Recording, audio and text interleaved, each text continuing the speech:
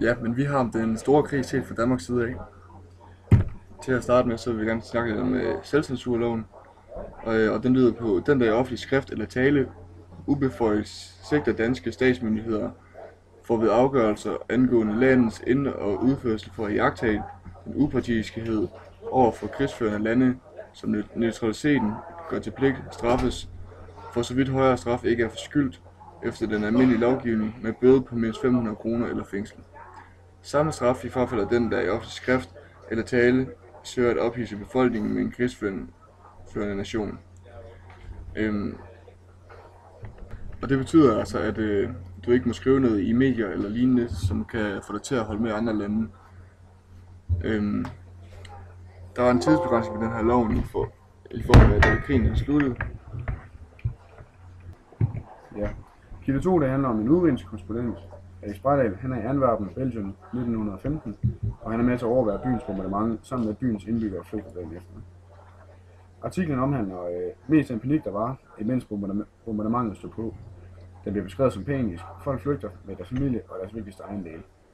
Det beskriver, hvordan folk forlader byen i rækkefølge, hvoraf de mest velhavende var først. Der kommer lidt et komisk twist, da han fortæller, hvor morsomt det er, hvilke ting folk vægter højst. Jeg citerer fra teksten. Trods situationens dybe alvor må man smile, når man ser, hvad folk anser for nødvendigt at medføre på en flugt over hals og hoved. En tyk kone, som sidder i en malig lænestol på en håndvogn, trukket af mand og sønner, holder krampagtigt fast på et monstrum af en hængelampe. Ja. Og det er svært at vide, om der bliver brugt selvcensur, da kilden ikke oplyser, hvad grunden til bombardementet og hvem fjenden var.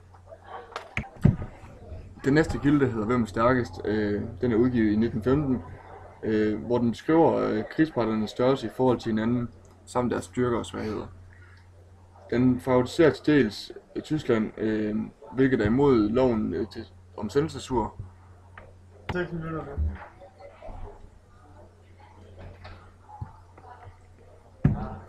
Den næste kilde, den hedder Konsekvensen af censur. Kilden den er udgivet i Pressens Magasin den 5. juni 1919. Datoen den er rigtig især vigtig at kigge på her. Artiklen er nemlig skrevet efter censurloven er udløbet. Og journalisten han er utilfreds med perioden under censur, da det gjorde journalistarbejdet rigtig hårdt og til dels også sværere.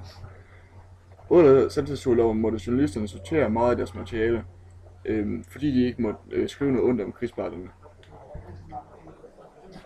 Hvis de gjorde, ville flere ministerier slå ned på dem, og journalister ville få bøder eller til fængselsstraf.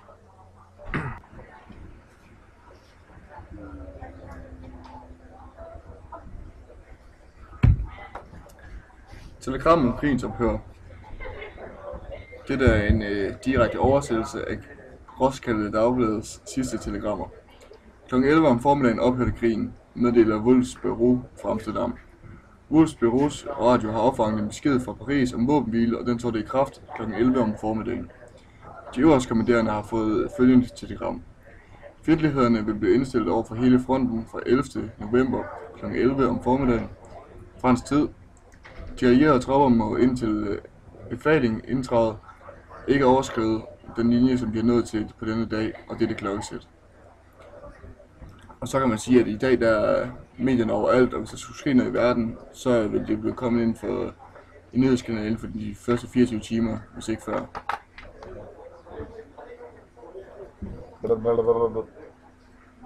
Drop the taste.